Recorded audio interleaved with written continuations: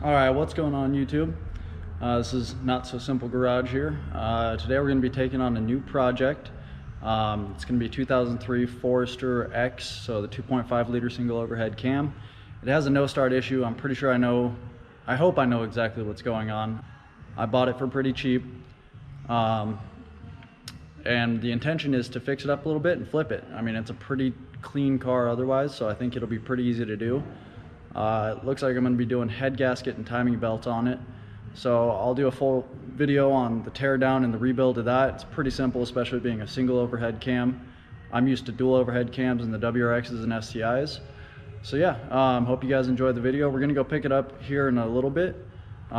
Waiting to get off work and then go pick it up, get it to where we need to go, and I'll get more in depth to what I'm going to do to it, what I think is wrong with it. And yeah, we'll go from there, so stick around. All right guys, so here we are. We went and skipped the whole loading process. We just kind of got to it. We thought we needed to replace the spark plugs and that kind of fell through. Basically, when I went and checked out the car, I felt down in the spark plug tubes and I didn't feel anything. Turns out my fingers just weren't long enough. What I'm used to with a WRX or an STI motor, the dual overhead cam, usually you can stick your finger far enough down to feel them. So I assumed it didn't have spark plugs. Kind of not a good sign because it just sounds like it has no compression. I was really banking on that. So here's the car. It's pretty clean. It's 2003, just a naturally aspirated Forester. Inside super clean. Just a little bit of staining on the seat, but really that's about it. So basically where I'm at with this car, I think I need to pull the engine. It's kind of unfortunate. I was hoping it would just be spark plugs and then maybe a simple other little issue that, you know, the reason why it wouldn't start. But, you know, that's kind of what you get when you buy things without hearing it run or, you know, not knowing exactly what's going on. I still think I can, you know, fix up this car for a decent price and flip it and get some money out of it. But we'll go ahead and crank it and I'll show you guys what it's doing and what it sounds like. So as you can hear, it just sounds like there is no compression whatsoever. So that's not necessarily good. So it could mean bad rings on the pistons. It could mean bent valves. There's kind of some weird stuff going on with the car, as in when I got to it, the timing belt cover was off, which is interesting because it obviously someone's been in here. The timing, it looks like the timing is a tooth off. So I'm not exactly sure about that.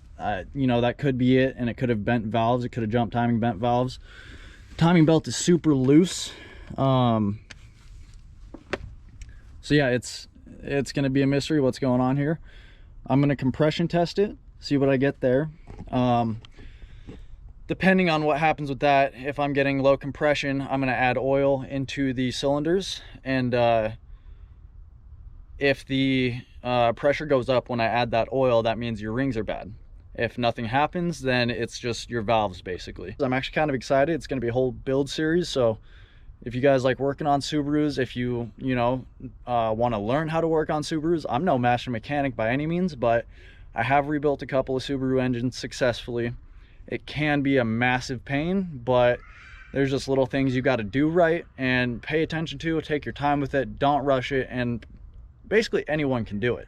I think tomorrow I'm going to come back, I'll compression test the engine, kind of figure out exactly what's going on, and then more than likely the following day I'm going to pull the engine, take it home, strip it down, and see what I find. It doesn't sound horrible when it's cranking over. It still sounds fairly smooth, just low compression. We'll just, you know, do these little things to kind of help me figure out what needs to happen. So yeah, we'll continue this video tomorrow, and we'll kind of see what happens. I'll keep you guys updated along the way if we figure anything out, what we do figure out, and basically if we're going to end up pulling the engine or not right away. It could be that it just needs retimed. It does look like it is a tooth off on the timing. So however, because of that, could have bent valves. So really we just have to dig into it a little further, see what's going on. But yeah, so we'll see you guys tomorrow when we get working on it. All right guys, so it is the next day. We have the engine pulled. Basically, it's pretty simple. I don't want to do a super in-depth how-to video on how to do it. There's a bunch of videos out there. I can actually link some videos that I watched, and it's very thorough videos. So if you really want to see that, like I said, I'll link those. But here's the update. Got the engine completely out. Really not that hard. You got to take airbox out, battery, washer tank, the rest of your airbox. Then you have to come up here, disconnect your radiator, pull all that out with your trans-cooler lines. Let's see, then you take your alternator off, then you can take your power steering pump off and just swing it all over to the side here. Take your AC compressor off, swing it all over to the side. You can leave your throttle body on there. Don't know what I was thinking. And then you go ahead and get all your lines disconnected, like around here for your intake manifold. Disconnect all your connectors, pull your manifold off. You don't have to. I find it's the easier way.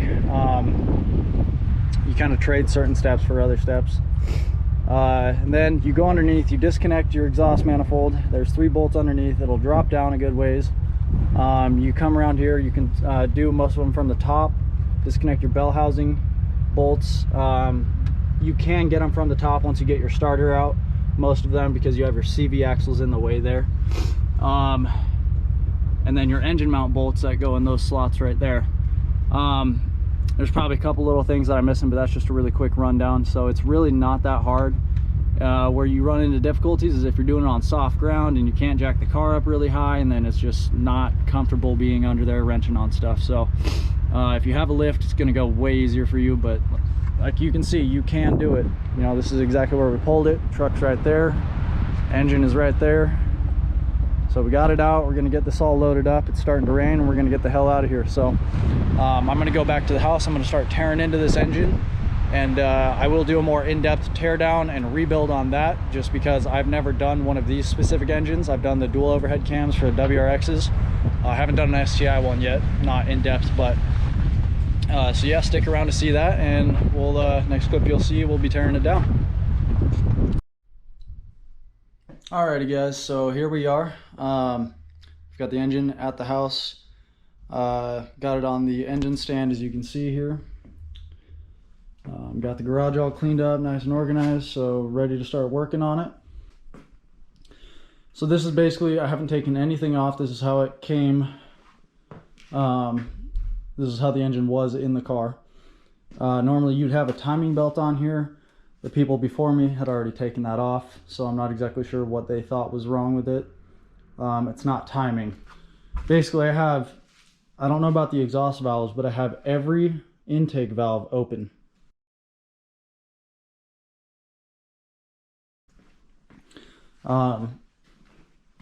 So this isn't going to be a complete how-to video. I'm just going to do like a bunch of time lapse on it. Basically, you guys can watch me tear this down. I'm going to start off by taking this off. It's a 22 millimeter. That was easy. Okay, let's get with 17. That was easy. Perfect. Okay, so probably the hardest parts is done. It seriously helps if you have a air gun. And actually, leave those. Just take this bolt out. Pop this off. You can kind of keep it threaded in one. That way, if you have to tap on it or pull on it pretty hard, it'll catch itself. I'm going to put the bolt back in and line it up to top dead center.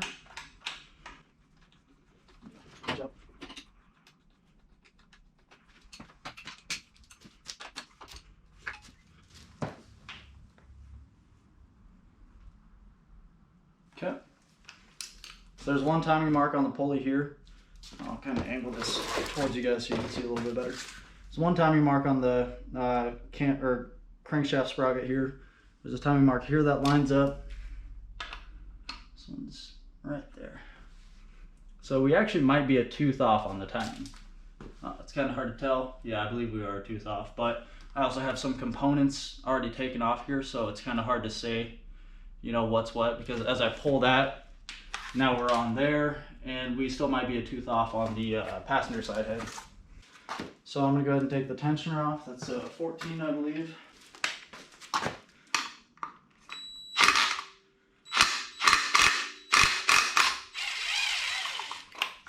That just comes right off. There goes all the tension on the belt.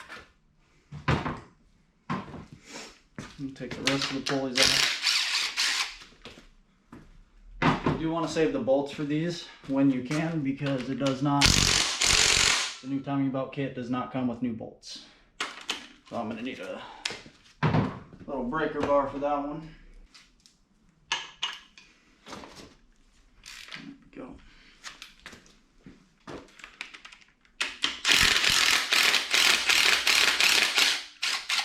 Well, that's not good.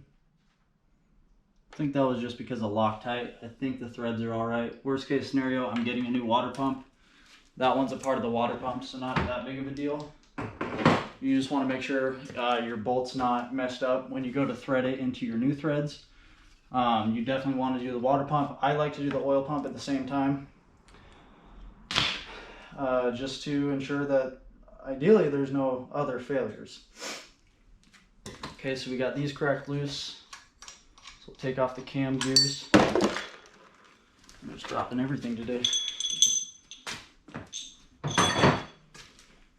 Take this one off. Walk them off. Okay. We can take this cam sprocket off, or crank sprocket, my bad. Just slides right off. There's a little bit of surface rust here. It'd be helpful to take an emery cloth or a Scotch-Brite and just get this nice and smooth. Put a little bit of grease on there for when you install it again. So with that said, there's a couple pieces of the timing cover. So we're going to go ahead and take that down. Before I get to that, I am going to drain the oil real quick because I have not done that yet. So let's go ahead and do that. I believe that's a 17. Yep, 17 it is. Turn it to off. There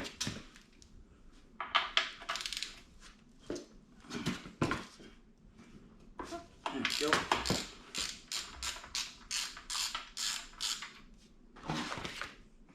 I am going to wipe this out just so ideally I'm going to use a clean one. Ideally there's nothing in here, and then I can actually check the oil and see what kind of condition it's in, if there's any metal shavings in there. So I'll go ahead and wipe this out. I suspect it to come out at the end because it's probably sitting on top, hasn't had time to settle. So I'll let this all drain. I mean, it's dark, but it has been sitting for a while, so kind of expected. Then once the water starts to come out, I'll catch it in this.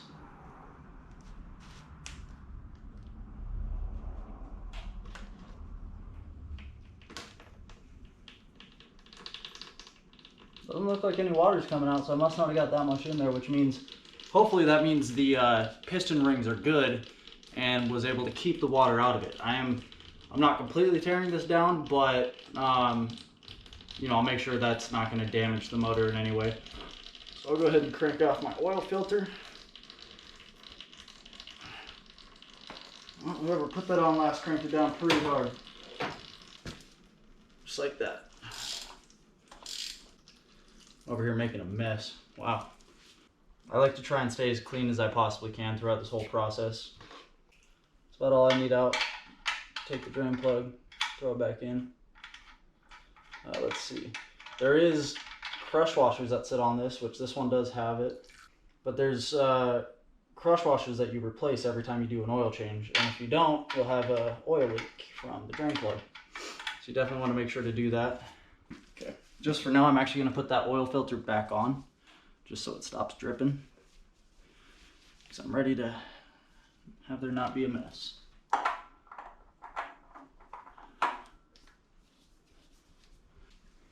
So you basically got a bunch of 10 millimeters all in the front here. Start pulling those out. These are the little pieces of the timing cover. I might just abandon that idea of putting all the bolts in the cardboard just because I'm fairly familiar with where everything goes, but that is a good idea if this is, even if it's not your first time, if it's your second or third time. Like I said, it'll just make your life a whole lot easier. I'm pretty confident in knowing where everything goes.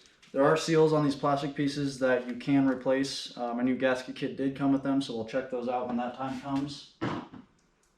There's an oil or a coolant crossover tube here. A bunch of 10 millimeters.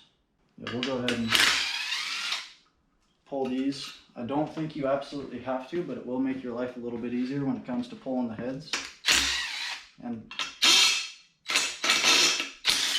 reinstalling the heads. There's your crossover tube.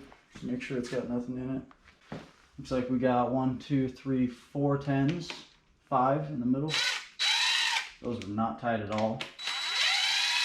I mean, they're not supposed to be super tight, but those were like finger tight. Let's see if I can pull this one. Yeah, I just pulled that one with my finger. That's not good.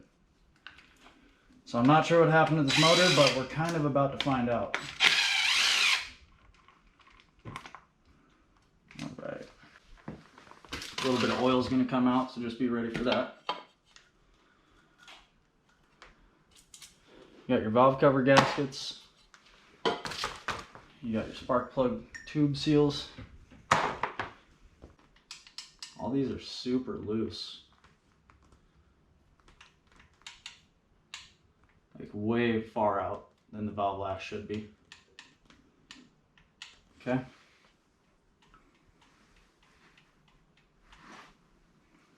Alrighty, so now we're going to go switch up to a 12 millimeter. You've got 1, 2, 3, 4, 5, 6, 7, 8. 8 of those to take the rockers out.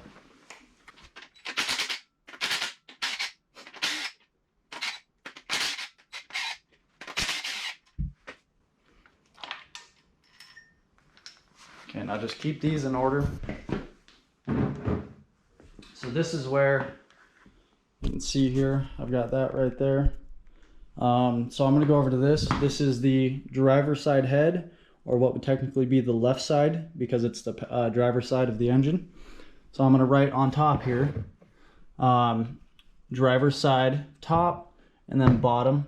I'll do the same for the passenger side top and bottom, and just kind of do that same concept for anything that you need to keep in order.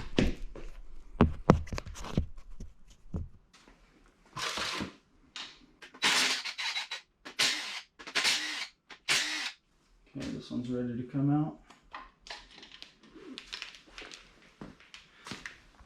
Get as much oil off as you can so you don't make a mess. Tilt the engine up a little bit. So yeah, there's the oil starting to leak out. Kind of hard to tell what's going on here. Still not entirely sure.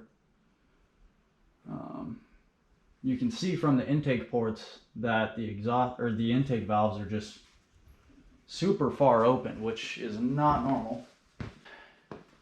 Like the valve is not seated, and that's definitely not right. So, still unsure what's going on.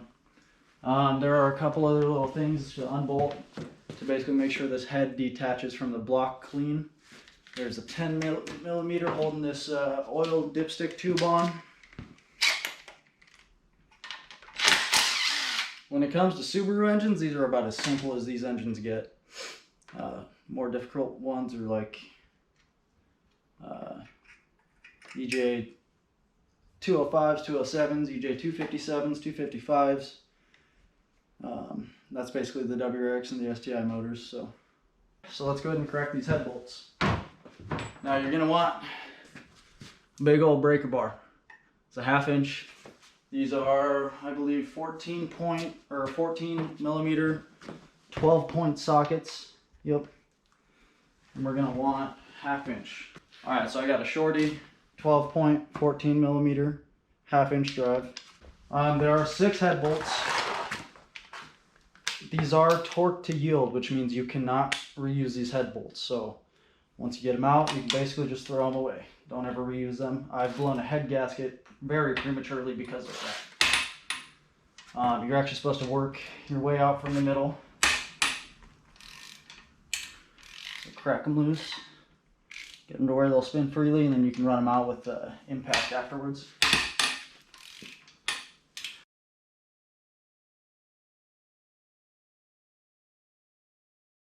So yeah, you want to go top, bottom, corner, corner, corner, and corner.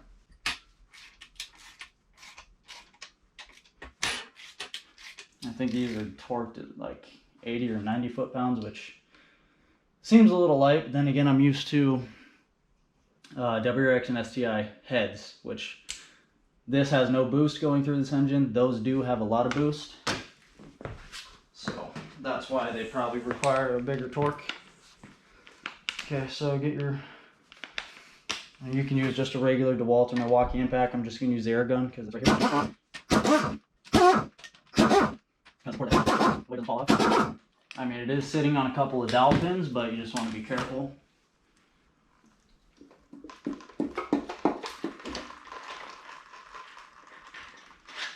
Okay.